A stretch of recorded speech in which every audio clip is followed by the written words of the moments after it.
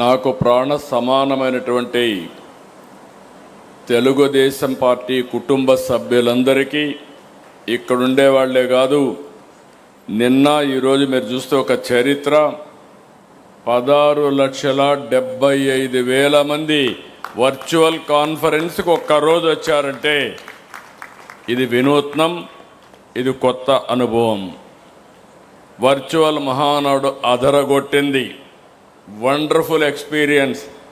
నా జీవితంలో చాలా మహానాడు చూశాను, కానీ ఈ మహానాడు మాత్రం ఒక చరిత్ర సృష్టించింది. భారతదేశంలోనే కాదు, ప్రపంచంలోనే రాజకీయ పార్టీలు ఏ విధంగా వర్చువల్ కాన్ఫరెన్స్ కానీ హైబ్రిడ్ కాన్ఫరెన్స్ పెట్టాలనో పెట్టే విధంగా ముందుకు పోయే పరిస్థితి వస్తుంది. ఇది ఒక పెద్ద ప్రయోగం. ఒకటి కాదు, రెండు కాదు, 1875 క్లస్టర్లు. టెక్నాలజీ ఉంది, కానీ ప్రయోగం ఇంతవరకు జరగలేదు. దగ్గర 18 విదేశాల నుంచి 12 కంట్రీస్ అంతా కూడా ఈరోజు ఆన్లైన్లోకి వచ్చారంటే ఇది ఒక రికార్డ్ అని చెప్పి కూడా నేను మీకు తెలియజేస్తున్నా. రికార్డు సృష్టించడం, రికార్డు తిరిగి రాయడం, రికార్డు బద్దలు కొట్టడం ఒక్క తెలుగుదేశం పార్టీకే సాధ్యం. అదే సమయంలో ఒక ట్రెండ్ సెట్టర్ కూడా. ఏదైనా ఎవరైనా చేయాలంటే దాన్ని ఒక ట్రెండ్ సెట్ చేసే బాధ్యత కూడా మందే. ఆ విధంగా మనం ముందుకు పోతున్నాం. ఫస్ట్ టైం నిన్న ఈరోజు నేను ఏమీ మాట్లాడలేదు మధ్యలో. నేను ప్రతి ఒక్క మహానాడులో ప్రతి ఒక్క తీర్మానం పైన నేను ఎప్పుడు ఇంటర్వ్యూ అయ్యేవాడిని. నా జీవితంలో ఫస్ట్ మహానాడు ఈరోజు ఉదయం మాత్రం ఎన్టీ రామారావు గారికి, మన నాయకుడికి భారతరత్న ఇవ్వాలని చెప్పాను తప్ప, తీర్మానం పాస్ చేశాను తప్ప, ఇక్కడవన్నీ మీరే చూశారు. ఒక్కొక్కరు అదరగొట్టారు, విరగదీశారు. మామూలుగా కాదు. ఇప్పుడే రామ్మోహన్ నాయుడు దగ్గర నుంచి, పక్కన అనిత గారు లాస్ట్లో మాట్లాడే వ్యక్తుల దగ్గర నుంచి బాగా మాట్లాడడం కాదు, క్షుణ్ణంగా లోతుగా చర్చించారు. ప్రతి ఒక్క తీర్మానం పైన 23 నెలల పాలన విశ్లేషించారు. సమర్థవంతంగా ప్రజెంట్ చేశారు. అందరికీ అర్థమయ్యే విధంగా పార్టీ ఏం సాధించాం, భవిష్యత్తులో ఏం చేయాలని చెప్పారు. ఈ మహానాడు ద్వారా మనందరం ఒకే సందేశం, కార్యకర్తే అధినేత అనేది ఈ మహానాడులో అడుగడుగునా కనపడుస్తుంది. మామూలు కార్యకర్తల్ని ఈ వేదిక పైన మాట్లాడించడం కాదు, ఆ కార్యకర్త సమస్యని ఏ విధంగా పరిష్కారం చేశామో అవన్నీ ఉదాహరణలతో సహా ఇక్కడ పెట్టే పరిస్థితికి వచ్చారు. సామాన్య కార్యకర్తల ప్రసంగాలు, అదే ఈ పార్టీ వాళ్ళకి ఇచ్చే గౌరవం. మొన్నటి వరకు చూశారు, రామ్మోహన్ నాయుడు గారు తండ్రి ఎంపీగా ఉంటే, ఆ రోజు పార్లమెంటరీ పార్టీ లీడర్గా ఉంటే, ఆయన అకాల మరణంతో ఆ రోజు నేను ఒక్కసారి ఆలోచిస్తే రామ్మోహన్ నాయుడు గారిని ఒకటే చెప్పాను, నువ్వేమీ అధైర్యపడద్దు, కుటుంబ పెద్దగా, తెలుగుదేశం పార్టీ కుటుంబ పెద్దగా బాధ్యత తీసుకుంటావు అని చెప్తే, వండర్ఫుల్ ఎక్స్పీరియన్స్. బాగా చదువుకున్నాడు, రాజకీయాలు కూడా బాగా చేస్తున్నాడు. 3వసారి ముచ్చటగా ఎంపీ అయ్యాడు, మళ్ళీ 4వసారి కూడా అవుతాడు. అందుకే ఆయన చేసిన కార్యక్రమాలు చూసిన తర్వాత నేను కేంద్రంలో మంత్రులు ఇస్తామంటే, మొట్టమొదటిసారిగా మళ్ళీ క్యాబినెట్ మినిస్టర్గా రామ్మోహన్ నాయుడు చేశామంటే, అతి చిన్న వయసులో ఈరోజు సెంట్రల్ క్యాబినెట్లో ఉన్నాడు. అది ఆయన అనుభవం. ఇప్పుడే అనిత గారు చెప్పారు, ఆ రోజు ఒక టీచరు, ఈరోజు ఒక హోమ్ మినిస్టర్. ప్రాక్టీస్ చాలా స్పష్టంగా ప్రాక్టీస్ చేసింది, కష్టపడింది, పార్టీ ఆదరించాం, అంచెలంచెలుగా ఎదిగి ఈరోజు హోమ్ మినిస్టర్ అయ్యే పరిస్థితికి వచ్చారు. ఈరోజు నేను ఒకటే మీ అందరికీ చెప్తున్నాను, కార్యకర్తే అధినేత. ఆకాశమే హద్దుగా మీరు ఎదిగే పరిస్థితి వస్తుంది. మీరు ఇప్పుడు చూశారు చంద్రశేఖర్ గారు మినిస్టర్ కేంద్రంలో. ఎన్నికల ముందు ఆయన ఒక సక్సెస్ఫుల్ ఆంటర్ప్రెన్యూర్. ఈరోజు ఆయన స్పీచ్ విన్నారు మీరు. చాలా పర్ఫెక్ట్గా మాడ్యులేషన్స్ దగ్గర నుంచి బ్రహ్మాండంగా చేసే పరిస్థితికి వచ్చారు. ఒకరికొకరు పోటీ పడుతున్నారు. ఇప్పుడు మిమ్మల్ని అందరినీ చూసిన తర్వాత నేను కూడా పోటీ పడాల్సిన పరిస్థితి వస్తూ ఉందంటే అది కాంపిటేటివ్ స్పిరిట్. ఈరోజు నేను మీ అందరికీ ఒకటే చెప్తున్నా, తెలుగుదేశం పార్టీ కార్యకర్తల పార్టీ. ఈ విషయం అందరం గుర్తుపెట్టుకోవాలి. నేను ఎన్నోసార్లు చెప్పాను, నాయకులు వస్తారు, నాయకులు ఉంటారు, ఒకరిద్దరు నాయకులు కుప్పిగంతులు కూడా వేస్తారు, కానీ శాశ్వతంగా పార్టీని మోస్తున్నది, మోయబోయేది తెలుగుదేశం పార్టీ కార్యకర్తలే. దాంట్లో అనుమానమే లేదు. నాయకులను కాను తిరుగుతారు కార్యకర్తలు. ఎప్పుడైనా కానీ చోక జాడిస్తే మాత్రం అదే చివరి రోజు అక్కడి నుంచి పార్టీతోనే ఉంటారు. అది తెలుగుదేశం పార్టీ కార్యకర్తల యొక్క కమిట్మెంట్. దానికి మనస్ఫూర్తిగా ఆ కార్యకర్తలకి పాదాభివందనం చేస్తున్నారని మరొక్కసారి మీకు తెలియజేస్తున్నా. నిన్న ఈరోజైతే ఒక్క మాట చెప్పాం. మీరందరూ కూడా ఎండలు, మనమైనా ఇక్కడ చల్లగా కూర్చున్నారు, మీరు ఇక్కడ కూర్చున్న వాళ్ళు, మంచి ఎండలు, 46, 47, 48 డిగ్రీల టెంపరేచర్. అలాంటిది 1875 ప్లేసుల్లో ఒక్కరు కూడా కదలకుండా అచంచలమైన విశ్వాసంతో కూర్చున్నారంటే ఈరోజు రాష్ట్రమంతా కూడా మహానాడు ఒక పండుగగా చేశారు, పసుపు మయం చేశారు. వాళ్ళందరినీ మనం గుర్తుపెట్టుకోవాల్సిన అవసరం ఉంది. అందుకే తెలుగుదేశం పార్టీ కార్యకర్తల కోసం అనేక కార్యక్రమాలు తీసుకున్నాం. 150 కోట్ల రూపాయలు ఇటీవల కాలంలో ఇన్సూరెన్స్ ఇవన్నీ మనం ఖర్చు పెట్టే పరిస్థితికి వచ్చాం. ఈరోజు నేను ఒకటే ఆలోచిస్తున్నాను, కాస్త కూస్తో నా కుటుంబం పైన మీకు అందరికీ అవగాహన ఉంది. నా కుటుంబానికి నేను చేయాల్సిన అవసరం ఏమీ లేదు. నేను 30 ఏళ్లకు మునుపు, 35 ఏళ్లకు మునుపు మా ఫ్యామిలీకి ఫ్యామిలీ బిజినెస్ ఒకటి పెట్టించాను. నేను వాళ్ళకు 1 గంట టైం ఇస్తే అదే చాలు, కానీ నా దగ్గర నుంచి ఏమీ ఆశించడం లేదని మరొక్కసారి మీ అందరికీ తెలియజేస్తున్నా. నా బాధ్యత ప్రజలు. సుదీర్ఘ రాజకీయ జీవితం, ఒక నమ్మకాన్ని పెట్టుకున్నారు. ఆ నమ్మకాన్ని శాశ్వతంగా నిలబెట్టుకోవడమే కాకుండా నాకు ఎంత శక్తి ఉంటే అంత శక్తి ప్రజల కోసం వెచ్చిస్తా. అందుకే ప్రజల కోసం ఈరోజు 2047 విజన్ తయారు చేశాం. స్వర్ణాంధ్రప్రదేశ్ దిశగా ముందుకు పోతున్నాం. నేను ఆ విషయం కూడా చెప్తాను. అదే సమయంలో ఈ విజయాలకు కారణమైనటువంటి నా కుటుంబ సభ్యులు, తెలుగుదేశం పార్టీ కుటుంబ సభ్యులకు నేను శాశ్వతంగా రుణపడి ఉన్నాను. మీ రుణం తీర్చుకునే బాధ్యత నా పైనుంది. అందుకే ఈరోజు మీరు చూస్తే నేను తీసుకున్న నిర్ణయాలు కూడా ఎడ్యుకేషన్, ఎంప్లాయ్మెంట్. ఎవరైనా మన పిల్లలకి ఇబ్బంది ఉంటే వాళ్ళని చదివించడం, కానీ స్కిల్ డెవలప్మెంట్ చేసి ఉద్యోగం ఇప్పించడం.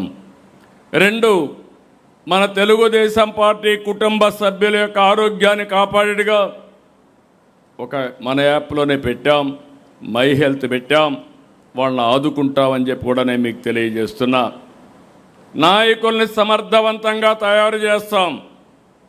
ఇప్పటికే తయారు చేశాం, ఇంకా తయారు చేస్తాం.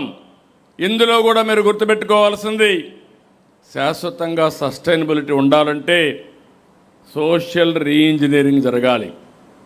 జనాభా దామాషా ప్రకారం అన్ని వర్గాలకు సముచితమైన న్యాయం చేయగలిగితే శాశ్వతంగా మనల్ని గుర్తుపెట్టుకునే పరిస్థితి ఉంటుంది.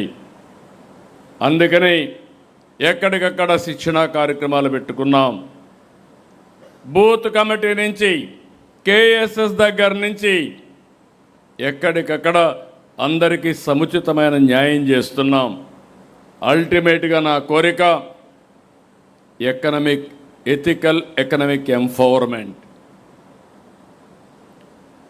ఈరోజు అది కూడా మీకు ఎక్స్ప్లెయిన్ చేస్తాను. ఏ విధంగా ఆలోచిస్తున్నాం, రాష్ట్రంలో ఏ విధంగా ఆలోచిస్తున్నామో దానికి అనుగుణంగా నీతి నిజాయితీగా మీరు డబ్బులు సంపాదించే మార్గం మీకు చూపించాలని ఐఎస్బిని కన్సల్టెంట్గా పెట్టుకున్నాను. నా తెలివితేటలన్నీ ఉపయోగిస్తాను, ఎక్కువ సమయం ఇస్తా, మీకు అండగా ఉంటా, మీకు చేయూతనిచ్చి మిమ్మల్ని పైకి తీసుకొచ్చే బాధ్యత ఒక పార్టీ అధ్యక్షుడిగా, అది కూడా నీతి నిజాయితీగా పైకి తీసుకొచ్చే బాధ్యత నేను తీసుకుంటానని మరొక్కసారి మీ అందరికీ హామీ ఇస్తున్నా. అయితే ఈ సందర్భంగా మనం ఒకటి గుర్తుపెట్టుకోవాలి. మీరు ప్రజల కోసం పనిచేస్తున్నారు, రాత్రింబగళ్ళు పనిచేస్తున్నారు, ఎన్నో త్యాగాలు చేశారు. ఇంత మునిపి ఒక మాట చెప్తూ, ఒక నాయకుడు ఆస్తి అమ్మి ఒక ఎస్సీని ఎన్నికల్లో గెలిపించాడంటే అది అతని కమిట్మెంట్. మామూలుగా ఆస్తులు కొట్టేయడం కాదు, దోచుకోవడం కాదు. ప్రతి ఒక్క నాయకుడు పార్టీ కోసం జెండాలు మోశారు, అరిగేటుగా మోశారు, ఆస్తులు అమ్ముకున్నారు, త్యాగాలు చేశారు. కుటుంబంలో ఎవరైనా చనిపోయినా చంపబడినా మళ్ళీ మిగిలిన వాళ్ళు పార్టీ కోసం పనిచేశారంటే భయపడకుండా నిన్న కూడా మాట్లాడాం చంద్రయ్య గురించి. గొంత మీద కత్తి పెట్టి వాళ్ళ పేరు చెప్పమంటే చెప్పనని జై తెలుగుదేశమని, జై చంద్రబాబు అని చెప్పి ప్రాణం వదిలిపెట్టాడంటే నాకెంత బాధ్యత ఉందో మీరు గుర్తుపెట్టుకోవాల్సిన అవసరం ఉంది. ఇలాంటిది ఒక సంఘటన కాదు, అనేక సంఘటనలు జరిగాయి. అలాంటి వారి కోసం మనం పనిచేయాల్సిన అవసరం ఉంది. ఇక్కడ మీరు చూసినప్పుడు, మీరు పనిచేసినప్పుడు రాష్ట్రానికి ఒక పక్క మనందరం ప్రజాసేవ కోసం ఉన్నాం. రాష్ట్రానికి 2 దెబ్బలు మనకు తగిలే పరిస్థితికి వచ్చింది. ఆ రోజు హైదరాబాద్ అభివృద్ధి చేశాం, విభజన జరిగింది, హైదరాబాద్ తెలంగాణకి వెళ్ళింది. నేను ఎప్పుడు కూడా దాని గురించి బాధపడలేదు. కానీ ఆ రోజు కూడా నేను కోరింది సమన్యాయం చేయమని, 2 ప్రాంతాలని సమంగా చూడమని చెప్పాం. ఏం జరిగిందో మనందరికీ అర్థమవుతుంది. కానీ జరిగిన తర్వాత బాధపడడం కరెక్ట్ కాదని 14-19 రాత్రింబగళ్ళు పనిచేశాం, అభివృద్ధికి ముందుకు పోయాం. ఈరోజు మీరు చూస్తే ప్రపంచంలో ఎక్కడా జరుగుండదు. అమరావతి రాజధాని కోసం 33,000 ఎకరాలు భూమి, 29,000 మంది రైతులు స్వచ్ఛందంగా ముందుకొచ్చి ల్యాండ్ పూలింగ్లో ఇచ్చారు. ఇది ఒక చరిత్ర. ఇప్పుడు కూడా ఇవ్వడానికి వచ్చారు. ఒక నమ్మకం, ఒక పార్టీ పైన, ఒక నాయకుడి పైన ఉండే నమ్మకంతో ఇచ్చారు. అలాంటిది మనం చూస్తే విభజన కంటే తిరిగి కోలుకునే సమయంలో విధ్వంసం, ప్రజావేదిక, ఇప్పుడే అచ్చెన్నాయుడు గారు చాలా ఎమోషనల్గా చెప్పారు. ప్రజావేదికతో ఆ మీటింగ్లో అక్కడ కూర్చొని అక్కడి నుంచి కలెక్టర్స్ మీటింగ్ పెట్టి ఈరోజే దీన్ని కూలగొడతానని చెప్పి కూలగొట్టించారంటే ఎంత కిరాచకమో మనందరం గుర్తుపెట్టుకోవాల్సిన అవసరం ఉంది. ఇబ్బందుల్లో ఉన్న రాష్ట్రాన్ని దివాళా తీయించారు, అన్ని వ్యవస్థల్ని కుప్పగూల్చారు. నిన్న ఈరోజు మీరు మాట్లాడారు, కేంద్రం నిధుల్ని డైవర్ట్ చేశారు, పథకాలు నిర్వీర్యం చేశారు. ఎవరన్నా పెట్టుబడులు పెడతామంటే తరిమేసే పరిస్థితికి వచ్చారు. మళ్ళీ తిరిగి రామని చెప్పారు, ఈ రాష్ట్రానికి రామని చెప్పే పరిస్థితికి వచ్చారు. ఆంధ్రప్రదేశ్ బ్రాండ్ అంతా దెబ్బతినే పరిస్థితికి వచ్చింది. ప్రజల్లో భయం, ఈరోజు నేను చూస్తున్నాను చాలాసార్లు మీటింగుల్లో, స్వాతంత్రం వచ్చింది 47లో వచ్చిన ఇటీవల 1924లో ప్రజలంతా భయపడిపోయి ఇంట్లో నుంచి రాని పరిస్థితి వస్తే ఎవరు నవ్వే పరిస్థితులు కూడా లేరు. మొట్టమొదటిసారిగా మీరు చూస్తే ఈరోజు అందరి ముఖాల్లో నవ్వు చూస్తున్నాం, ఆనందాన్ని చూస్తున్నాం. ఎక్కడా భయపడకుండా హ్యాపీనెస్ చూసే పరిస్థితికి వచ్చాం. అది పెద్ద మార్పు. దీనికి కారణం మనం గుర్తుపెట్టుకోవాల్సింది, ఈరోజు మనం ఇక్కడ కూడా మాట్లాడుకోవాల్సిన అవసరం ఉంది. సరైన సమయంలో సరైన నిర్ణయం తీసుకున్నాం.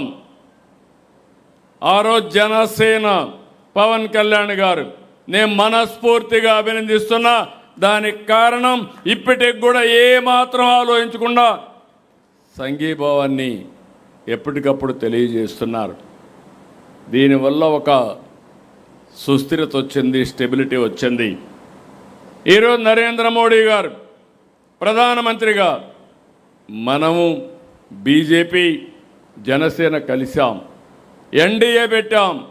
చాలామంది అన్నారు ఓట్లు తగ్గుతాయన్నారు, కానీ నేను ఒకే మాట చెప్పాను, కాదు మీరే చూస్తారని చెప్పి చరిత్రలో ఎప్పుడూ జరగని విధంగా 164 సీట్లు 94% సీట్లు గెలిపించిన ఘనత తెలుగు ప్రజానీకాందని చెప్పి కూడా నేను మీకు తెలియజేస్తున్నా. ఈరోజు మోడీ గారు అయితే, నేను ఇప్పుడు కూడా మీరు గుర్తుపెట్టుకోవాలి, నేను చాలామంది ప్రధానమంత్రులను చూశాను, ఒకరిద్దరిని కాదు, చాలామందితో కలిసి పనిచేశాను. ఈరోజు మనం ఒక పని చేయాలంటే దానికి అదనంగా ఇంకొకటి వారు మాట్లాడే పరిస్థితి వస్తున్నారు. నాకు కూడా ఇది ఒక అవకాశం. ఈరోజు అమరావతి లైన్లో పెట్టాం, పోలవరం పూర్తి చేస్తాం. ఇవే కాదు, మీరు చూస్తే స్టీల్ ప్లాంట్ని చేశాం. ఏ ప్రాజెక్టు పోయి అడిగినా అభివృద్ధి అంటే దానికి ఇమ్మీడియట్గా సహకరించిన వ్యక్తి నరేంద్ర మోడీ గారని చెప్పి కూడా నేను మీకు తెలియజేస్తున్నా. ఒక పాజిటివ్, ప్రోయాక్టివ్ దేశాన్ని ముందుకు తీసుకుపోవాలని వారు ఆలోచిస్తున్నారు. నాకు కూడా ఒక అవకాశం, మళ్ళీ రాష్ట్రాన్ని అభివృద్ధి చేయడానికి ముందుకు పోయాం. ఇంకొక పక్కన మీరు చూస్తే వెంటిలేటర్ పైనుండే ఆర్థిక వ్యవస్థ కేంద్ర సహకారంతో ఆక్సిజన్ ఇచ్చి ఇప్పుడిప్పుడే వెంటిలేటర్ నుంచి బయట తీసుకొచ్చాం. మీరందరూ అనుకుంటున్నారు చాలా ఈజీగా అయిపోయిందని. ఈరోజు రాష్ట్రంలో ఉండే ప్రజలందరికీ విజ్ఞప్తి చేస్తున్నా, 10 లక్షల కోట్ల రూపాయల అప్పు, బ్రాండ్ దెబ్బతినడం, అప్పులు కూడా ఆస్తులు తాకట్టు పెట్టి వడ్డీ కూడా 13-14% దివాలా తీసిన రాష్ట్రానికి డబ్బులు ఇవ్వాలంటే రిస్క్ ఫ్యాక్టర్లో ఎక్కువ ఇంట్రెస్ట్ కూడా ఛార్జ్ చేసే పరిస్థితి వస్తుంది. అలాంటివన్నీ కూడా ఈ 2 ఏళ్లలో ఒక పక్క పెట్టుబడుల కోసం పనిచేశాం, ఒక పక్క రుణాలన్నీ కూడా రీషెడ్యూల్ చేశాం, ఇంకొక పక్క కేంద్రం దగ్గరికి పోతే రామ్మోహన్ నాయుడు గారు, చంద్రశేఖర్ గారు, ఎంపీలంతా, కృష్ణదేవరాయలు గారు ఉన్నారు. నేను ఏదైనా అడిగితే వాళ్ళు ముందుగా నాకు ఒక స్లిప్ ఇచ్చేవాళ్ళు, మీరు ఇంత డబ్బులు తీసుకొని డైవర్ట్ చేశారు. ఆ విధంగా 12,000 కోట్ల రూపాయలు ఖర్చు పెట్టి మళ్ళీ అవన్నీ కూడా సర్టిఫికెట్లు తీసుకొని మళ్ళా వాళ్ళకి పంపిస్తే రోజు రోజుకు అన్ని స్కీములు కూడా ఈరోజు తీసుకొచ్చే పరిస్థితికి వచ్చాం. ఈ మహానాడు సందర్భంగా నేను కేంద్రాన్ని మనస్ఫూర్తిగా అభినందిస్తున్నా. సరైన సమయంలో సహకరించారు, ఈ రాష్ట్ర అభివృద్ధి కోసం దోహదం చేశారని చెప్పి కూడా నేను మీకు తెలియజేస్తున్నా. అయితే సెంటర్ సపోర్ట్ ఒకటే చాలదు, ఎవరు సపోర్ట్ చేసినా మీరు గుర్తుపెట్టుకోవాలి, మనం కూడా 29 రాష్ట్రాలు, 30 రాష్ట్రాలు ఉన్నాయి, చెన్నై పెద్దవన్నీ కలిపిగా ఎక్కువ ఉన్నాయి. ఈ సందర్భంగా మనం ఒకసారి ఆలోచిస్తే మన కాళ్లపైన మనం నిలబడుకోవాలి. ఒక పక్క సమీక్షం ఇవ్వాలి, ఒక పక్క అభివృద్ధి చేయాలి, సంపద సృష్టించాలి. ఆదాయాన్ని పెంచుకోకపోతే మనం నిలబడే పరిస్థితి లేదు. అందుకే పాలనా యంత్రాంగాన్ని ప్రక్షాళన చేశాం. ఏ స్థాయి అయినా మీరు తీసుకోండి, మొత్తం డీమారలైజ్ అయిపోయిన అడ్మినిస్ట్రేషన్ని ఎక్కడికక్కడ పగడ్బందీగా నడిపిస్తున్నాం. ఈరోజు మీరు కలెక్టర్స్ కాన్ఫరెన్స్ చూశారు, 3 నెలలకు ఒకసారి పెడుతున్నా. అనేక రివ్యూలు మీటింగ్లు పెట్టాం. ఇంకో పక్క క్యాబినెట్ 10 రోజులకు ఒకసారి పెడుతున్నాం, నెలకు 2 సార్లు పెడుతున్నాం, నెలకు ఒకసారి SIPB పెడుతున్నాం. ఇంకొక పక్కన జిల్లాలకు కూడా వెళ్ళి ఏం జరుగుతుందో చూస్తున్నా. ఈరోజు పేదల సేవలు, పట్టాదారు పాస్ పుస్తకాల పంపిణీ, స్వచ్ఛాంధ్ర, సంజీవని ఇలాంటివన్నిటి కూడా జిల్లాలకు వచ్చాం. ఇన్ని చేసుకుంటూ స్టెప్ బై స్టెప్ బిల్డప్ చేస్తున్నాం. టెక్నాలజీని ఉపయోగించాం. ఒకప్పుడు పరదాల పాలన, ఇప్పుడు ప్రజల మధ్య పాలన. ఎక్కడా వెనకబడే పరిస్థితి లేదు. ఇంకొక పక్కన అంతమును బటన్ నొక్కే పరిస్థితి. వాళ్ళ ఇంటికెళ్ళి వాళ్లకు డబ్బులు ఇచ్చి సక్రమంగా చేరిందా లేదా అని కనుక్కునే విధంగా మనం ముందుకు పోతున్నాం. ఇంకొక పక్క సీఎం అనే వ్యక్తి పెత్తందారుగా ఉండడానికి వీల్లేదు, అదే జరిగింది. నేను నమ్మేది సీఎం అంటే కామన్ మ్యాన్. కామన్ మ్యాన్కి ఎంత అందుబాటులో ఉంటే అంత పేదవాడికి న్యాయం జరుగుతుంది. ప్రగతి అనేది ఆప్షన్ కాదు, కంపల్సరీ. ప్రగతి లేకపోతే సస్టైనబిలిటీ ఉండదు.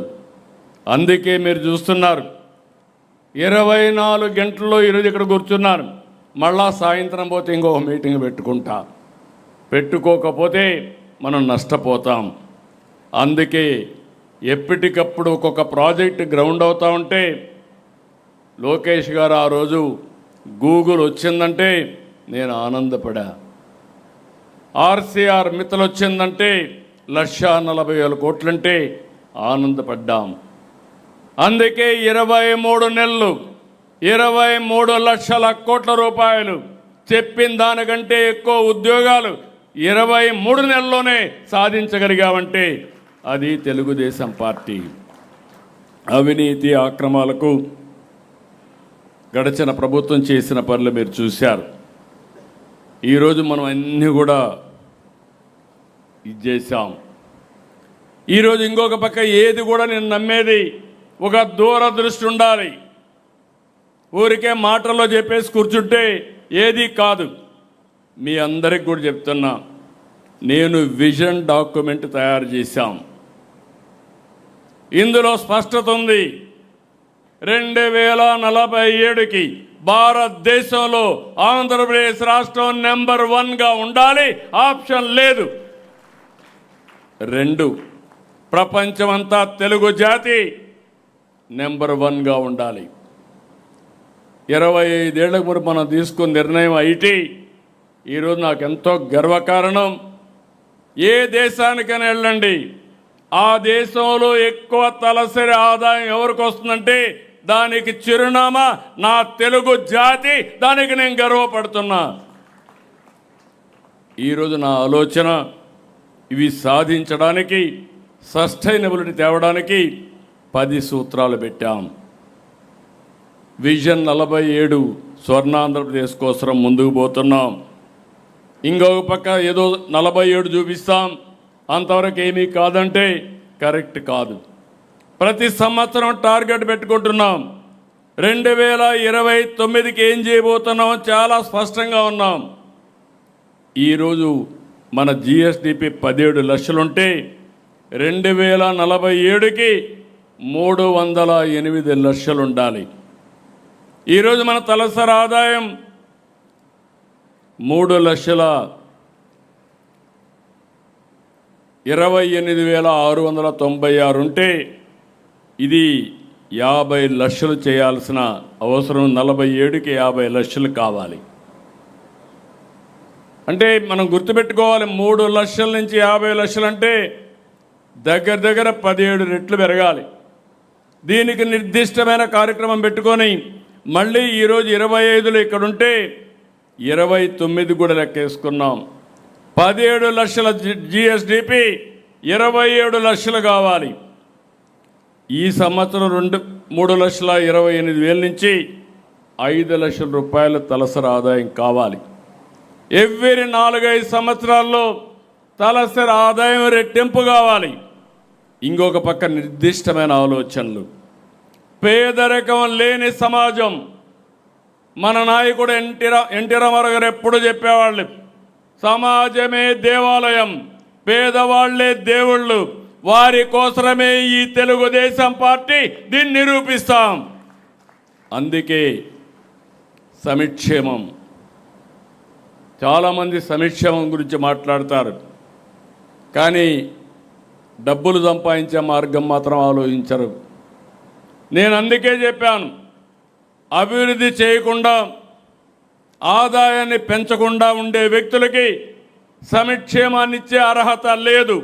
అప్పులు చేసి సంక్షేమం ఇవ్వడం కాదు, అభివృద్ధి చేసి సంక్షేమాన్ని ఇవ్వడం తెలుగుదేశం పార్టీ ఆలోచన.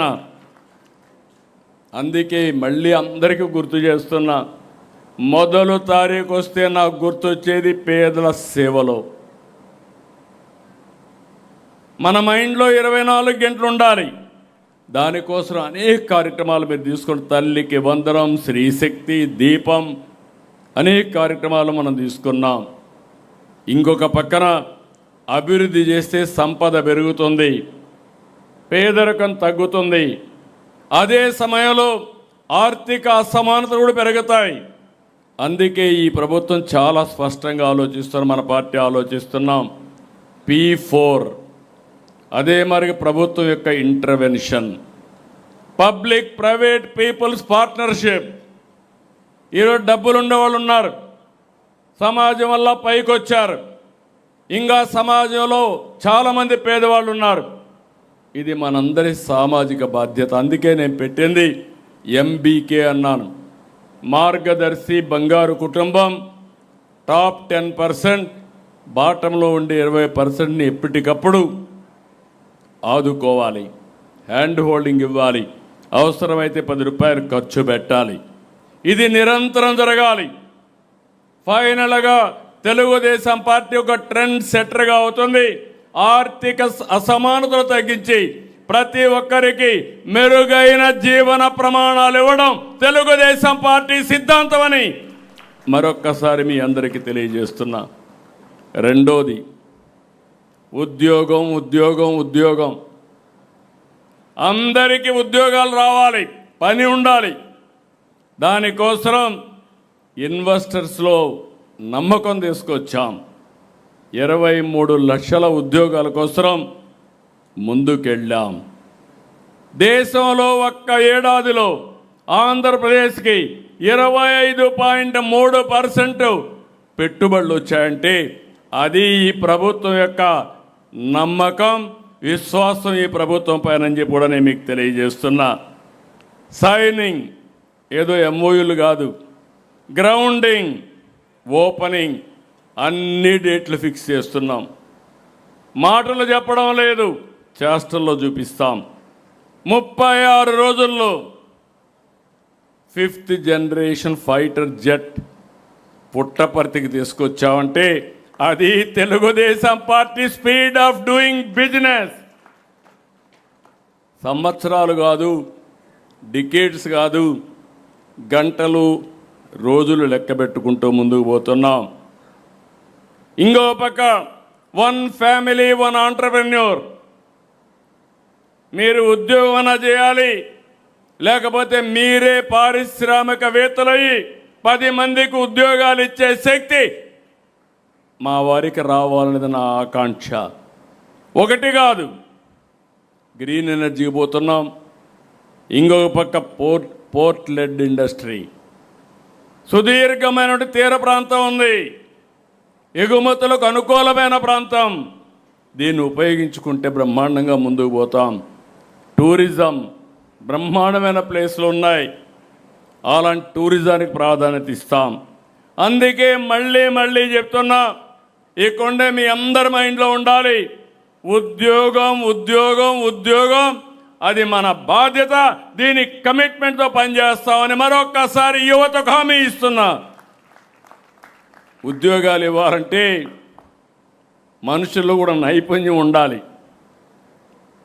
ఈ విషయం కూడా మరి మీరు గుర్తుపెట్టుకోవాలి.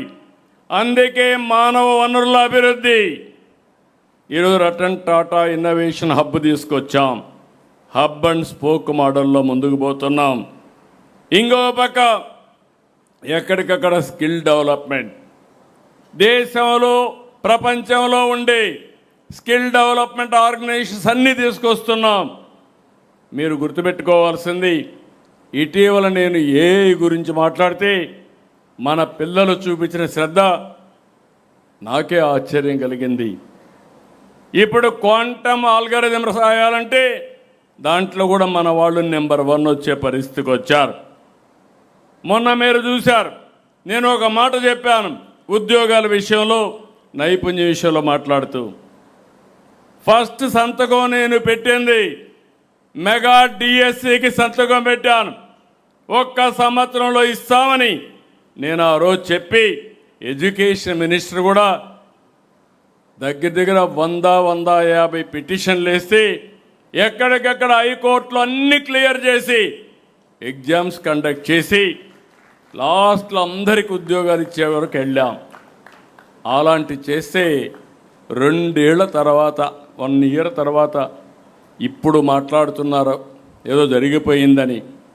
అంటే వీళ్ళ నైజం ఇది. వీళ్ళు మామూలు నేరస్తులు కాదు, కరుడు గట్టిన నేరస్తులు. ఒక అసాక్షి పేపర్ ఉంది, ఆ పేపర్లో ఏదో రాయడం, అక్కడి నుంచి అందరూ మాట్లాడడం, దాన్ని ఒక ఇష్యూ చేయాలని చూస్తున్నారు. నేను ఒకటే చెప్తున్నా, తప్పు చేస్తే తాట తీస్తా, తప్పు చేయకపోతే ఎవడొచ్చినా ఏమీ చేయలేడని చెప్పి కూడా నేను మీకు తెలియజేస్తున్నా. 16,000 మందికి ఉద్యోగాలు వస్తే ఆనందపడాల్సింది 5 ఏళ్లలో ఒక్క ఉద్యోగం ఇవ్వకుండా ఏదో ఎడ్యుకేషన్లో పెంచేసా అంటే ఏం పెంచారని అడుగుతున్నా. అందుకే చాలా స్పష్టత ఉంది. కుట్రలు కుతంత్రాలు ఇక్కడ పనిచేయవు. ఆ విషయం మీరు గుర్తుపెట్టుకోండి. తప్పుడు ప్రచారాలు చేసి యువతలో అపోహలు సృష్టించాలంటే కబద్దార్ జాగ్రత్తగా ఉండండి. మీరు సాక్ష్యాలు ఇవ్వండి, నేను వాళ్ళని నడి రోడ్లో నిలబెట్టే బాధ్యత నాది. అనవసరంగా చేస్తే మిమ్మల్ని కూడా నడి రోడ్లో నిలబెట్టే బాధ్యత ఈ ప్రభుత్వం తీసుకుంటామని మరొకసారి హెచ్చరిస్తున్నా. ఇదే మరిగా ఆటలాడారు మా ఆడబిడ్డలకు వస్తే. నేను ఒకే మాట చెప్పా, ఎవడైనా నా ఆడబిడ్డల జోలుకు వస్తే అదే చివరి రోజు అని చెప్పి చేసి చూపించిన పార్టీ ఎన్డీఏ. ఇంకొక పక్కన మూడోది నీటి భద్రత. ఈ విషయం మీరు అందరూ గుర్తుపెట్టుకోవాల్సిన అవసరం. Water security. 36 ప్రాజెక్టులకి డేట్స్ ఇచ్చాం ఇనాగరేషన్కి. దగ్గర 40,000 కోట్లు ఖర్చు పెడతాం. శ్రీకాకుళం నుంచి చిత్తూరు వరకు ఈ ప్రాజెక్టులన్నీ పూర్తి చేస్తాం. ఇంట్రా లింకింగ్ ఆఫ్ రివర్స్ చేస్తాం. పోలవరం నుంచి వంశధార వరకు తీసుకెళ్తాం. గోదావరి నుంచి మళ్ళీ మనం ఏదైతే పెన్నా నదికి కూడా తీసుకెళ్తాం. కేంద్రం కూడా ముందుకొచ్చి ఆలోచిస్తున్నారు. అవసరమైతే గోదావరి కావేరి లింక్ చేయాలని, అది కూడా పెన్నా ద్వారా బనకచెర్ల ద్వారా తీసుకుపోవాలని ఆలోచిస్తున్నారు. అది వచ్చిందంటే ఇంకొక పాజిటివ్ ట్రెండ్ సెట్ అవుతుంది. ఇంకో పక్క జలధార తీసుకున్నాం. జలధారలో ఎక్కడికక్కడ సమర్థవంతంగా దీన్ని పెంచాల్సిన స్ట్రక్చర్ చేయాల్సిన అవసరం ఉంది. నా ఆలోచన ఒకటే, భూమిని ఒక జలాశయంగా చేయాలి. 3 మీటర్లు 6 మీటర్ల మధ్యలో నీళ్లు ఉండాలి. ఇది అసాధ్యమేం కాదు. ఇది చేయడం కోసం మనం కూడా పనిచేయాల్సిన అవసరం ఉంది. ఈ సంవత్సరం ఎండాకాలంలో మీరు చూస్తే ముందు చూపుతో 65% రిజర్వాయర్లో నీళ్లు పెట్టిన ఇప్పుడున్నాయి. మేలో 65% రిజర్వాయర్లో నీళ్లు ఉన్నాయంటే అది తెలుగుదేశం పార్టీ ముందు చూపు. కానీ ఈ సంవత్సరం కొన్ని ఇబ్బందులు కూడా వస్తున్నాయి.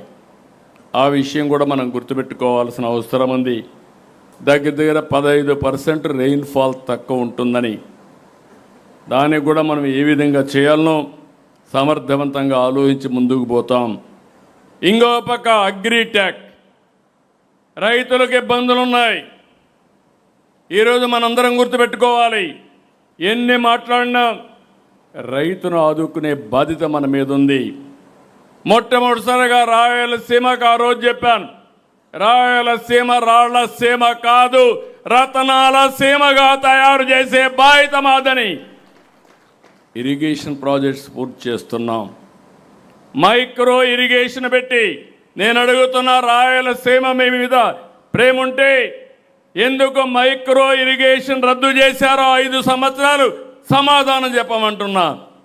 మళ్ళీ ఈరోజు మైక్రో ఇరిగేషన్ తీసుకొచ్చాం, అన్ని ప్రాజెక్టులు పూర్తి చేస్తాం. ఈరోజు 1,00,000 కోట్లతో హార్టికల్చర్ హబ్గా రాయలసీమను తయారు చేసే బాధ్యత ఈ ప్రభుత్వానిది.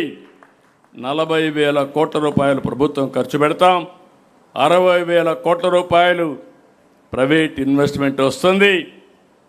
ఇంకొక పక్క టెక్నాలజీ ఉపయోగిస్తాం. ఇది కాకుండా వాణిజ్య పంటలకు ముందుకు పోతున్నాం. అదే మాదిరిగా ఆంధ్రాకు వస్తే, కోస్ట్లకు వస్తే అక్వాకల్చర్కి ముందుకు పోతున్నాం. ₹1.50 కరెంట్ ఇచ్చాం, నిన్న కూడా ఇచ్చాను, నేను చెప్పాను మీకు. దీంతో అక్వాకల్చర్, హార్టికల్చర్ 2 కూడా ఇక్కడ ఉంటాయి. పామాయిల్ ఉంటుంది, వాణిజ్య పంటలు ఉంటాయి. దీనివల్ల రైతుకు గిట్టుబాటు ధర రావడానికి అన్ని విధాల ప్రయత్నం చేస్తాం. అన్నిట్లో కూడా టెక్నాలజీ తీసుకొస్తాం. భూసార పరీక్ష దగ్గర నుంచి ఈల్డ్ ప్రిడిక్షన్ వరకు ఇవన్నీ కూడా వర్కౌట్ చేస్తామని చెప్పి నేను మీకు తెలియజేస్తున్నా. నేను కూడా ఒక రైతు కుటుంబంలో పుట్టా. రైతుకు న్యాయం చేయడం నా ఆలోచన. తప్పకుండా చేసి రైతు రుణం తీర్చుకుంటుంది ఈ పార్టీ. మన పార్టీ సింబల్లోనే నాగలుంది. ఈ విషయం మనం గుర్తుపెట్టుకోవాల్సిన అవసరం ఉంది. ఆ రోజు మీరు చూస్తే ప్రపంచ స్థాయి మౌలిక సదుపాయాలు, పోర్ట్లు, ఎయిర్పోర్ట్లు, హైవేలు, హార్బర్లు, ఇంకొక పక్క రైల్వే, నేషనల్ హైవే, ఇంత మునిపే మాట్లాడారు. మళ్ళా కొత్త రోడ్డు కూడా అమరావతి నుంచి ఖరగ్పూర్కి వస్తుంది. ఇది కూడా దగ్గర 457 కిలోమీటర్లు ఆంధ్రప్రదేశ్లో ఏజెన్సీ ఏరియాలో పోయే పరిస్థితి వస్తుంది. ఇది కూడా వస్తే మనకు బ్రహ్మాండంగా ఉపయోగపడుతుంది. మరో 2 నెలల్లో భోగాపురం ఎయిర్పోర్ట్ని ఇనాగరేట్ చేస్తాం, విజయవాడ ఎయిర్పోర్ట్ని ఇనాగరేట్ చేస్తాం. అల్టిమేట్గా మీ అందరికీ ఒకటే నేను విజ్ఞప్తి చేస్తున్నా, రోడ్లన్నీ గుంతల పడిపోయిన రోడ్లన్నీ కూడా గుంతలు లేని రోడ్లుగా తయారు చేశాం. భవిష్యత్తులో ఎక్కడైనా ఒక్క పార్ట్ హోల్ లేకుండా పూర్తిగా రోడ్లు మెయింటైన్ చేసే బాధ్యత ఈ ప్రభుత్వం తీసుకుంటామని మరొక్కసారి మీకు హామీ ఇస్తున్నా. మీరు కూడా అందరికీ చెప్పాల్సిన అవసరం ఉంది. లాజిస్టిక్స్లో మనం నెంబర్ 1 అయ్యే అవకాశం ఉంది. ఇంకో పక్క మీరు గుర్తుపెట్టుకోవాలి, మన రాష్ట్రం తీర ప్రాంతం, నార్త్ నుంచి సౌత్కి పోతాం. కానీ ఈరోజు మనం ఆలోచించాల్సింది ఈస్ట్ నుంచి వెస్ట్కి తీసుకెళ్ళాలి. అప్పుడే దేశం మొత్తం వాణిజ్యం కోసం కార్గో అంతా ఇక్కడికి వచ్చే పరిస్థితి వస్తుంది. దీనికి కూడా వర్కౌట్ చేస్తాం. ఇంకొక పక్క 7వ చూస్తే పవర్ డిపార్ట్మెంట్లో మీరందరూ గుర్తుపెట్టుకోవాల్సిన అవసరం ఉంది. ఈరోజు గ్రీన్ ఎనర్జీకి పోతున్నాం. దేశంలో 500 గిగావాట్లు రెన్యూబుల్ ఎనర్జీకి పోతే అందులో 160 గిగావాట్లు ఒక్క ఆంధ్రప్రదేశ్ నుంచే ఉత్పత్తి చేస్తాం. ఇప్పటికి చూస్తే 100 గిగావాట్లకు అగ్రిమెంట్ కూడా చేసుకున్నాం. 5 ఏళ్ళు ఎన్ని నాటకాలు జరిగాయో మీరు చూశారు. 32,000 కోట్లు పెంచారు, 9 సార్లు పెంచారు. ఒకే మాట చెప్పాం, కరెంటు ఛార్జీలు పెంచమన్నాం, పెంచకుండా మాట నిలబెట్టుకున్న ప్రభుత్వం ఎన్డీఏ ప్రభుత్వం అని చెప్పి కూడా నేను మీకు తెలియజేస్తున్నా. ఇప్పటికే మీరు చూస్తే దగ్గర 38 పైసలు ఆవరేజ్ ప్రొక్యూర్మెంట్లో తగ్గించాం. ఇంత మునుపు ట్రూ అప్ ఛార్జెస్ ఉంటే దాన్ని ట్రూ డౌన్ ఛార్జెస్గా చేసి 4,660 కోట్లు కరెంటు ఛార్జీలు కలెక్ట్ చేయకుండా మనం అడ్జస్ట్ చేశాం. ఒక నిర్దిష్టమైన ప్రణాళిక 2029కి యూనిట్కి ₹1.20 తగ్గిస్తాం. ఇదో కమిట్మెంట్తో పనిచేస్తాం. ఎనర్జీకి, పవర్కి చిరునామాగా ఆంధ్రప్రదేశ్ ఉంటుంది. మీ అందరిని కూడా కోరుతున్న అందరూ ఎలక్ట్రికల్ వెహికల్స్ పోవాలి. మీ ఇంటి మీద సోలార్ పెట్టుకోవాలి. అందరూ ఉన్నారు ఇక్కడ. మీ పొలం దగ్గర కూడా కుసుమ్ కింద పంప్ సెట్ పెట్టుకోవాలి. మీరే కరెంటు ఉత్పత్తి చేయాలి. మీరే కరెంటు వినియోగం చేయాలి. అవసరమైతే ఎక్కడికక్కడ బ్యాలెన్స్ చేసుకునే పరిస్థితిలో మీరు ఉండాలి. ఈ మహానాడు సందర్భంగా తెలుగుదేశం పార్టీ నాయకుడిని అడుగుతున్నా, మీరు ముందు ఆదర్శంగా ఉండాలి. మీ ఇంటి పైన సోలార్ పెట్టాలి. నేను వచ్చినప్పుడు అడిగితే పెట్టలేదంటే మాత్రం మీరు మాట తప్పిన వాళ్ళు అవుతారు. ఈ విషయం గుర్తుపెట్టుకోవాల్సిందిగా మిమ్మల్ని అందరినీ కోరుతున్నా. ఇంకొక పక్క ఆంధ్రప్రదేశ్లో తయారు చేసే ఉత్పత్తులు 8 ప్రోడక్ట్ పర్ఫెక్షన్ రావాలి. 1 డిస్ట్రిక్ట్ 1 ప్రోడక్ట్కి వెళ్తాం. ఇంకో పక్క మీరు చూస్తే నేచురల్ ఫార్మింగ్కి వెళ్తాం. సర్టిఫికేషన్కి ప్రాధాన్యత ఇస్తాం. సెల్ఫ్ హెల్ప్ గ్రూపుల కోసం స్వయం ఏపీ బ్రాండ్ కూడా తీసుకొచ్చాం. ఇవన్నీ మనం చేయగలిగితే ఆంధ్రప్రదేశ్ బ్రాండు, మనం తయారు చేసే వస్తువులు గ్లోబల్ బ్రాండ్గా తయారవుతాయి. ఇంకో పక్క స్వచ్ఛాంధ్ర, చెత్త పన్ను రద్దు చేశాం. 85 లక్షల మెట్రిక్ టన్నులు చెత్తను క్లియర్ చేశాం. డోర్ టు డోర్స్ కలెక్ట్ చేస్తున్నాం. స్వచ్ఛ రథాలు పెట్టాం. స్వచ్ఛ పథకం పెట్టాం. మ్యాజిక్ డ్రైన్లు తీసుకొచ్చాం. సర్క్యులర్ ఎకానమీకి పోయాం. వేస్ట్ ఎనర్జీకి వెళ్ళాం. ఫైనల్గా మీరు ఆలోచించేది, ఈరోజు 31.5% గ్రీన్ కవర్ ఉంది. ఇది 50% తీసుకెళ్తాం. ఈ సంవత్సరం వర్షాలు రాలేదంటే 49%, 49 డిగ్రీలు టెంపరేచర్ ఉందంటే దానికి మనమే కారణం. ఎన్విరాన్మెంట్ అంతా కూడా దెబ్బతీసాం. పొల్యూషన్ పెరిగింది. అదే మాదిరిగా చెట్లు కానీ ఇవి లేని పరిస్థితి వచ్చింది. ఇంకొక పక్కన మీరు గుర్తుపెట్టుకోవాలి, టెక్నాలజీ. ఒకప్పుడు ఐటీ, ఇప్పుడు ఏఐ. మీరు ఏది మాట్లాడినా అన్ని మన దగ్గర ఉన్నాయి. Data centre, quantum computer, AI, space city, drone city, aerospace city, electronics, semi conductor. మీరు ఏది చెప్పినా దానికి చిరునామాగా ఆంధ్రప్రదేశ్ ఉంటుందని మరొకసారి మీ అందరికి విజ్ఞప్తి చేస్తున్నాం. ఇంకొక పక్క ఇవన్నీ పెట్టి గవర్నమెంట్ కూడా ముందుకు పోతున్న అవేర్ పెట్టాం. ఈ అవేర్లో రియల్ టైం భూగర్భ జలాలు, తుఫాన్లు, పిడుగులు, ఎయిర్ క్వాలిటీ, వరదలు, ఫారెస్ట్ ఫైర్, లేకపోతే ఇలాంటి సీసీటీ కెమెరాలు అన్నీ పెట్టి 42 పారామీటర్స్ డేటా తెప్పిస్తున్నాం. ఇవన్నీ కూడా మన దగ్గర వచ్చే పరిస్థితికి వచ్చింది. ఇంకో పక్క మీరు చూస్తే ఎవ్వరికీ ఎక్కడా ఇబ్బంది లేకుండా అన్ని సేవలు వాట్సాప్ గవర్నెన్స్లో మన మిత్ర ద్వారా ఇస్తున్నాం. రేపు రాబోయే చదువుకోని వాడు కూడా ఒక ఫోన్ కొట్టి హాయ్ అని మా ఊరికి పలాంది, ఇక్కడి నుంచి పలానా ఊరికి బస్సుగా టికెట్ కావాలంటే నేరుగా రిజర్వ్ చేసి మళ్ళీ ఇన్ఫామ్ చేసే విధానానికి, ఏ సర్టిఫికేట్ కావాలన్నా ఇచ్చే పరిస్థితికి మనం శ్రీకారం చుట్టాం. ఇక్కడే నేను ఒక మాట చెప్తున్నాను మీ అందరికీ. ఈరోజు జన్జీ, జనాల్ఫా మనం అందరం మాట్లాడుతున్నాం. దీనికంటే ఎక్కువ వాళ్ళు ఎక్స్పెక్ట్ చేసే అవకాశం ఉండదు. అన్ని టెక్నాలజీలు ఇక్కడ ఉన్నాయి.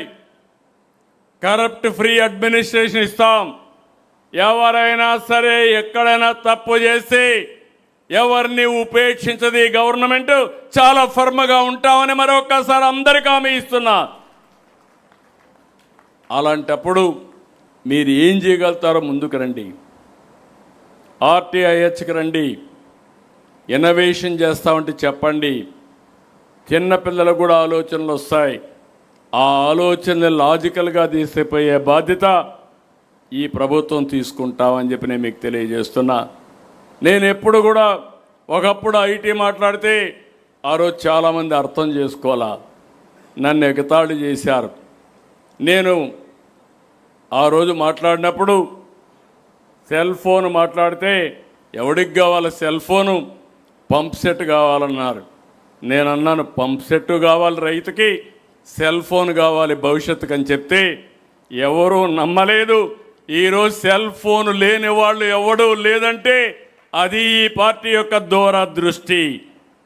అందుకే ఈ విషయంలో ఇంకోటి గుర్తుపెట్టుకోవాలి మనందరం. ఈ మహానాడు ద్వారా మిమ్మల్ని కోరుతున్నాను. ఆనం రామనారాయణ రెడ్డి గారు ప్రజెంట్ చేశారు. ఏవైతే దేవాలయాల యొక్క పవిత్రత కాపాడుకోవాలని, రెండోది స్పిరిచువాలిటీ. టెక్నాలజీ వచ్చింది, సంతోషం, ఉపయోగిస్తాం, ఎక్కడికక్కడికో వెళ్తుంది. నాకు ఏమాత్రం అనుమానం లేదు. 25 సంవత్సరాల కంటే ముందు ఆంధ్రప్రదేశ్ వెనుకబడింది. ఐటీ ఈరోజు Telangana highest per capital income in the country. తెలుగువాడు ప్రపంచమంతా హైయెస్ట్ పర్ క్యాపిటల్ ఇన్కమ్కి వచ్చారు. అది ఆ రోజు చూపించిన విధానం. ఈరోజు ఐటీ కాదు, ఏఐ మాట్లాడుతున్నాం. నేను మళ్ళీ చెప్తున్నా, వీఆర్ ఆల్ ఇన్స్పైరింగ్ టైం. ఈరోజు మీరు ఊహించారా అని అడుగుతున్నా. 1875 ప్లేసుల్లో అనుకున్న తడవే ఈరోజు ఇక్కడ పెట్టి ఇప్పటికి చూస్తే 17,50,000 మంది ఒక్కరోజే పార్టిసిపేట్ చేసే పరిస్థితికి వచ్చారు. అలాంటి టెక్నాలజీస్ అన్ని మనం ఉపయోగించుకుంటే కష్టం కంటే చాలా సులభంగా మనం అనుకున్న లక్ష్యాల్ని నెరవేరే పరిస్థితి వస్తుంది. అయితే ఇక్కడ మిమ్మల్ని అందరూ ఒకటే కోరుతున్నా, ఈ సమయంలో టెక్నాలజీ ఎంత ముఖ్యమో స్పిరిచువాలిటీ కూడా అంతే ముఖ్యం. నేను రాబోయే రోజుల్లో స్పిరిచువాలిటీ కూడా ఎక్కువ ఇంపార్టెన్స్ ఇస్తున్నా.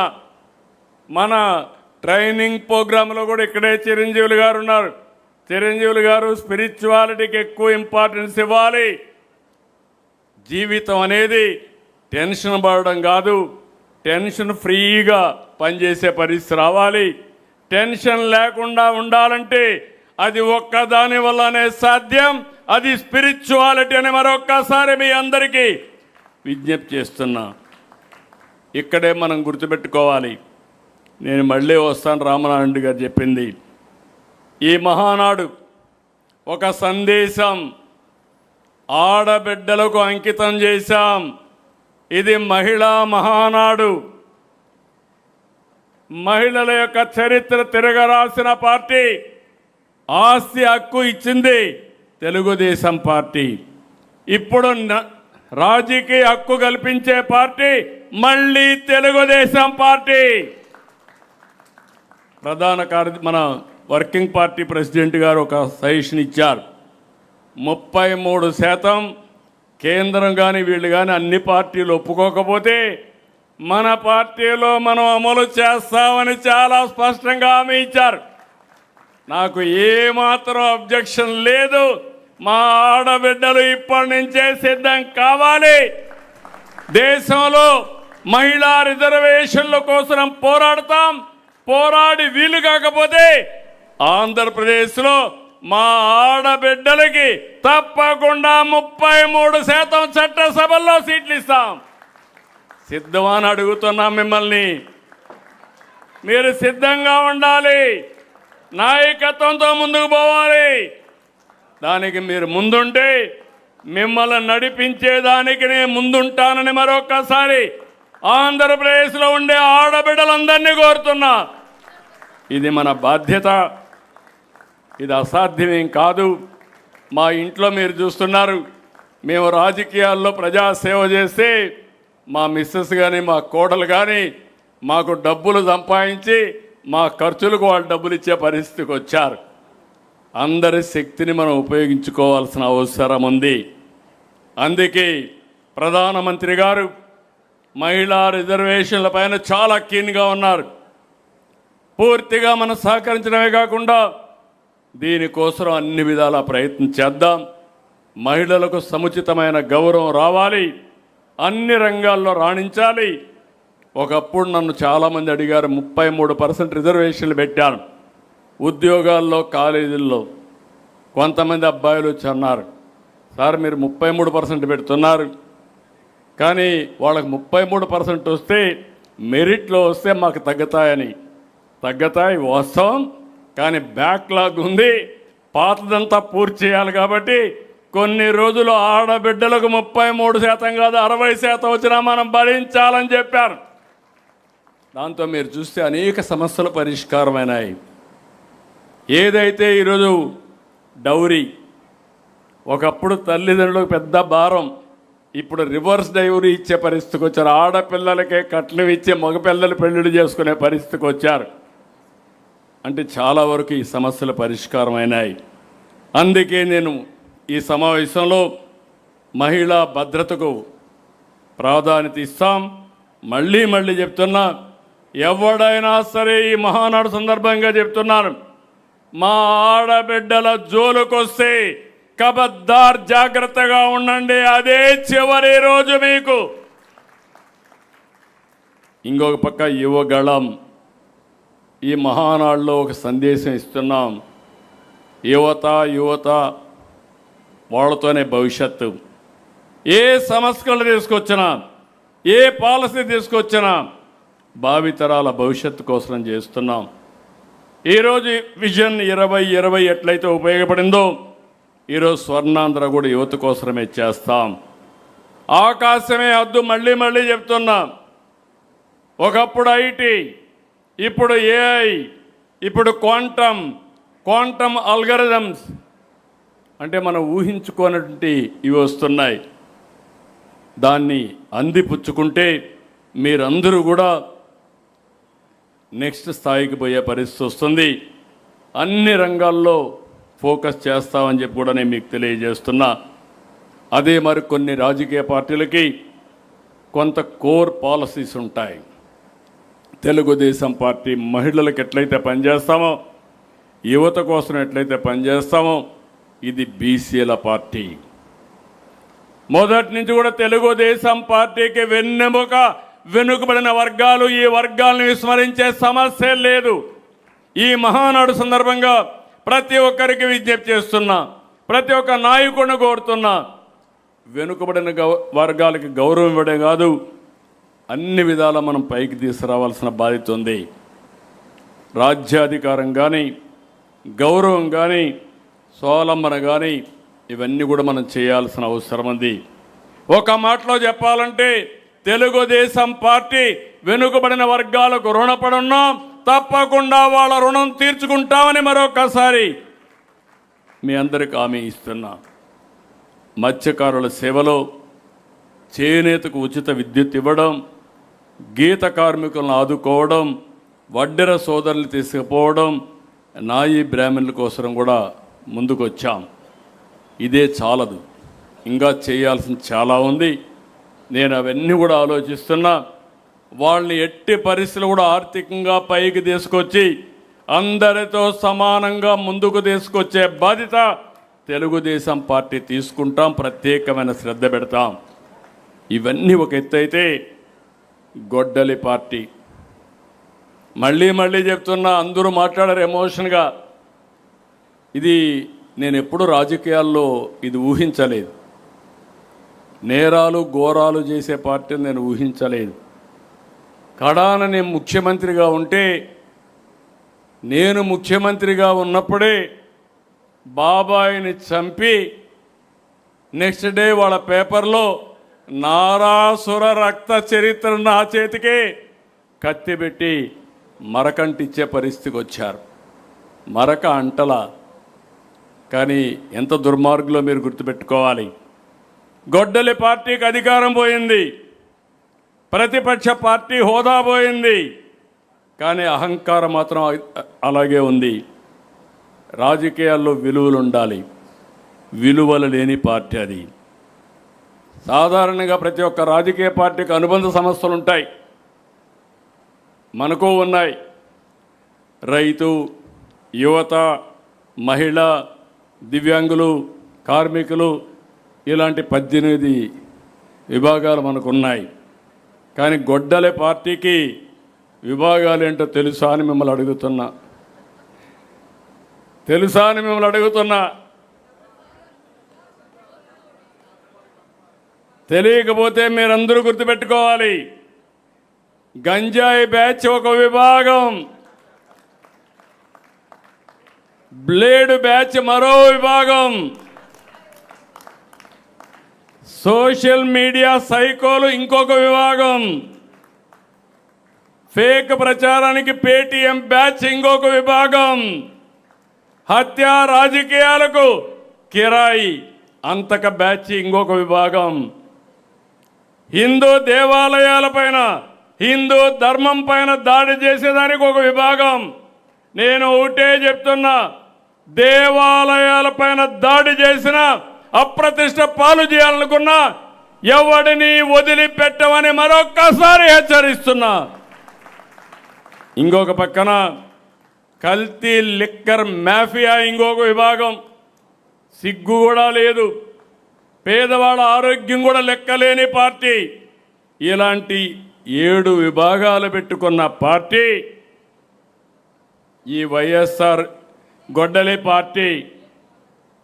కాబట్టి మీరందరూ ఈ యొక్క గొడ్డలి పార్టీతో జాగ్రత్తగా ఉండకపోతే కడాన మీకు కూడా గొడ్డలి వేటేనని మీ అందరికీ విజ్ఞప్తి చేస్తున్నా. జాగ్రత్తగా ఉండాలి.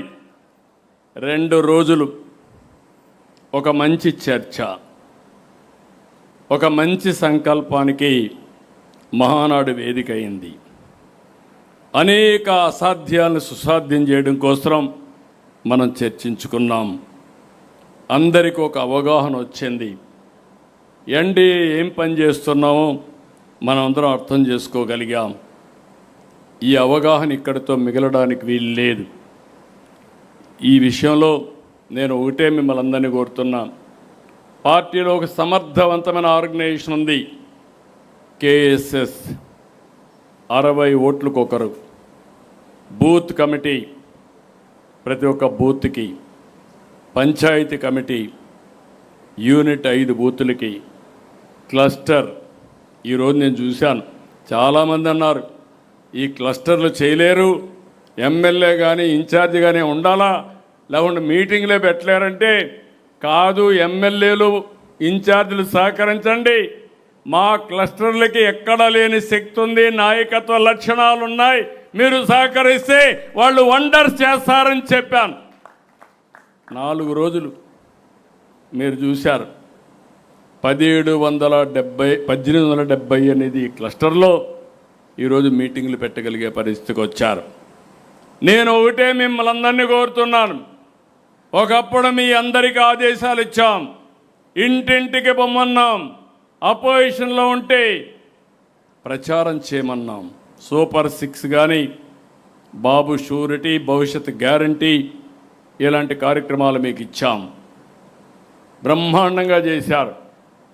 ఈరోజు మీరు ఇచ్చిన హామీలన్నీ నెరవేరుస్తున్నాం. సంక్షేమ కార్యక్రమాలు పూర్తిగా చేస్తున్నాం. 10 ప్రిన్సిపల్స్ పెట్టుకొని ఎక్కడా లేని విధంగా ఆదుకుంటున్నాం. అభివృద్ధిని ముందుకు తీసుకెళ్తున్నాం. ఇలాంటి చేసినప్పుడు రాబోయే రోజుల్లో మీ అందరికీ ఒకటే కోరుతున్నాం, ఇది మీ అందరి బాధ్యత. మీరు కూడా మనం ఇచ్చే సంక్షేమ కార్యక్రమాలతో అనుసంధానం కావాలి. నిన్న చెప్పిందే మీరు, ఓట్లు వేయించింది మీరు, మళ్ళీ రేపు ఇప్పుడు ప్రస్తుతానికి అవి లబ్ధిదారులకు ఇచ్చేది గవర్నమెంట్, మళ్ళీ రేపు ఓటు అడిగేది, ఎన్నికల్లో నిలబడేది మీరు. ఈ విషయం మీరు గుర్తుపెట్టుకోవాలి. అందుకే రాష్ట్రంలో ఉండే ప్రతి ఒక్కరికి విజ్ఞప్తి చేస్తున్నాను, ప్రజలతో అనుసంధానం కావాలి. పదే పదే మీరు చెప్పాలి. పింఛన్ ఇచ్చినా, రేషన్ ఇచ్చినా, లేకపోతే ఒక బెనిఫిట్ ఇచ్చినా, అన్నదాత సుఖీభావ ఇచ్చినా, తల్లికి వందనం ఇచ్చినా, అది మీరు చెప్పారు, గవర్నమెంట్ చేస్తూ ఉంది. మళ్ళీ అది ప్రజలతో మీరు అనుసంధానమయ్యి ఎప్పటికప్పుడు ఓనర్షిప్ తీసుకునే బాధ్యత కూడా మీదేనని చెప్పి నేను మీకు తెలియజేస్తున్నా. డెవలప్మెంట్ చెప్పారు, ఎన్నోసార్లు చెప్పారు. మా నాయకుడికి అనుభవం ఉంది. రోడ్లన్నీ బాగా వేస్తాం, ఇరిగేషన్ ప్రాజెక్టులు పెడతాం, ఇండస్ట్రీ తీసుకొస్తామని చెప్పారు. అవన్నీ ఈరోజు చేస్తున్నాం. మళ్ళీ మీరు ఓనర్షిప్ తీసుకోవాలి. చేసే పనులు సరిగా జరుగుతున్నాయా లేదా కూడా చూసుకోవాలి. అందుకే యూనిట్ వారిగా, బూత్ వారిగా ఏమేం చేయాలని ఎప్పటికప్పుడు మీకు గైడ్ చేస్తాం. ఒక పక్క ఎథికల్ ఎకనామిక్ ఎంపవర్మెంటే కాకుండా ప్రజలకిచ్చే సంక్షేమం, అభివృద్ధి ఇవన్నీ కూడా సుజావుగా జరగాలంటే అది పార్టీ వల్ల సాధ్యం. దానికి కూడా మీరు సూపర్వైజ్ చేసుకోవాల్సిన అవసరం ఉంది. ఇంకొక విషయం కూడా మీకు ముందు చెప్తున్నాను, క్యారెక్టర్ క్యారెక్టర్ క్యారెక్టర్. ఏది పోగొట్టుకున్నా, డబ్బులు పోగొట్టుకున్నా మళ్ళా సంపాదించుకుంటాం, కానీ క్యారెక్టర్ పోతే మాత్రం మళ్ళీ సంపాదించుకోలేము. ఇది మీరు ఒక్కరు కాదు, ఇది పార్టీకే శ్రీరామ రక్ష. అందుకే ప్రతి ఒక్క నాయకుడిని, కార్యకర్తను కోరుతున్నా, ప్రజల్లో ఒక పద్ధతి ప్రకారం పనిచేయడమే కాకుండా వేలెత్తి చూపని విధంగా నా కార్యకర్తలు ఉండాలని, నా కుటుంబ సభ్యులు ఉండాలనేది నా ప్రగాఢ కోరిక. అవసరమైతే ఎమోషన్స్ ఉంటాయి ఓసారి. రాజకీయ నాయకుడికి కావాల్సింది ఓపిక. 48 ఏళ్లుగా నాకు కూడా చాలా ఎమోషన్లు ఉంటాయి. ఎక్కడన్నా ఒక తప్పు చేస్తే ఒక్కసారి కాలు జారితే అక్కడి నుంచి ఎక్కడికి పోతాం మనకే తెలియదు. నోరు జారినా కూడా అది శాశ్వతంగా గుర్తుండిపోతుంది. ఎమోషన్ ముఖ్యం కాదు, ప్రాక్టికాలిటీ ముఖ్యం. ప్రజా జీవితంలో ఉండే మనం ఎప్పటికప్పుడు అనునిత్యం మన ప్రవర్తన అనేది చాలా ముఖ్యం అని చెప్పి మరొక్కసారి మీ అందరికీ తెలియజేస్తున్నా. ఏ చిన్న మరక కూడా అంటకుండా చూసుకోవాల్సిన బాధ్యత మీది. మళ్ళీ మీకు ఇంకొక విషయం కూడా చెప్తున్నా, తొందరలో ఎన్నికలు వస్తాయి. లోకల్ బాడీస్ సిద్ధంగండి. ఇన్ని పనులు చేసిన తర్వాత అన్ని ఎన్నికల్లో గెలిపించే బాధ్యత ఇప్పుడే రామ్మోహన్ రెడ్డి గారు చెప్పినట్టు కార్యకర్తలు, నాయకులు తీసుకోవాల్సిన అవసరం మీ మీద ఉంది. ఇంకొక పక్క అన్ని ఎన్నికల్లో మనమే గెలవాలి. గెలవాలంటే అందరం కలిసి పనిచేయాలి. స్థానిక సంస్థల ఎన్నికల్లో మీరు ఫోకస్ చేయాలి. అది అయిన తర్వాత మీరు గుర్తుపెట్టుకోవాల్సింది, ఏ ఎన్నికొచ్చినా అక్కడ వాళ్ళు గెలిపించే పరిస్థితి రావాలి. 29 ఎంతో దూరంలో లేదు. ఇప్పటి నుంచే 29కి మీరు ప్రిపేర్ కావాల్సిన అవసరం ఉంది. ఎన్డీఏ 2024 మీరందరూ కలిసి పనిచేశారు. బేషిజాలు లేకుండా పనిచేశారు. ఎమ్మెల్యేలని, ఎంపీలను గెలిపించారు. ఎమ్మెల్యేలకు, ఎంపీలు చెబుతున్నాను, ఇప్పుడే శ్రీధర్ రెడ్డి గారు ఒక మాట చెప్పారు, ఎలాంటి బేషిజాలకు పోకుండా మళ్ళీ గెలవాలని, లైఫ్ లాంగ్ ప్రజాసేవలో ఉండాలని ప్రజాప్రతినిధులకు ఉండాల్సిన అవసరం ఉంది. అప్పుడే మనం కూడా జాగ్రత్తగా ఉంటాం. లేదు ఎన్నికలు ఎప్పుడో వస్తాయి అప్పుడు కరెక్ట్ చేసుకుంటామంటే చేయి దాటిపోతుంది. ఆ విషయం మీరు గుర్తుపెట్టుకోవాలి. ఇంకొక పక్కన ఎన్డీఏ పార్టీలతో సంఖ్యతగా ఉండండి. ఈ విషయంలో కూడా మీరు గుర్తుపెట్టుకోవాల్సిన అవసరం ఉంది. ఏదో ఎమోషన్గా మళ్ళీ ఎలక్షన్ అప్పుడు వస్తారులే అనుకుంటే కరెక్ట్ కాదు. తెలుగుదేశం పార్టీకి ఒక సిన్సియారిటీ ఉంది, చిత్తశుద్ధి ఉంది. ఎప్పుడు కూడా మిత్రపక్షాలని చిత్తశుద్ధితో కలుపుకుంటూ వచ్చాం. ఆ సాంప్రదాయాన్ని మీరు కంటిన్యూ చేయాల్సిన అవసరం ఉంది. అందుకే ఇప్పటి నుంచి ఈ విషయంలో కూడా మీరు అందరూ కూడా ముందుకు పోవాల్సిన అవసరం ఉందని చెప్పి నేను మీకు తెలియజేస్తున్నా. అందరం కూడా సుస్థిరమైన పాలనతో, సమర్థవంతమైన పాలనతో, దీర్ఘకాలిక ప్రయోజనాల కోసం పనిచేద్దాం. మళ్ళీ మళ్ళీ ఎన్నికల్లో గెలిపించుకుంటూ ముందుకు పోదాం. అందుకే ఒకే మాట చెప్తున్నాను, మీ ప్రాంతాల్లో మీరు కష్టపడండి, ప్రజాభిప్రాయాన్ని, ప్రజామోదాన్ని పొందండి. మిమ్మల్ని అన్ని విధాల గౌరవించే బాధ్యత తెలుగుదేశం పార్టీ కుటుంబ పెద్దగా మేము అండగా ఉంటామని మరొకసారి మీ అందరికీ తెలియజేస్తున్నా. ఈ మహానాడు, చాలా మహానాడు చూశా. ఈ మహానాడు మాత్రం నాకు కూడా ఒక నూతనమైన స్ఫూర్తినిచ్చింది, ఎక్కడ లేని ఉత్సాహం ఇచ్చింది. కొండనైనా బద్దలు చేస్తామనే ఆలోచన శక్తిని ఈ మహానాడు ఇచ్చింది. అందుకే మళ్ళీ మళ్ళీ కోరుతున్నా, గొడ్డలి party never again, NDA again and again.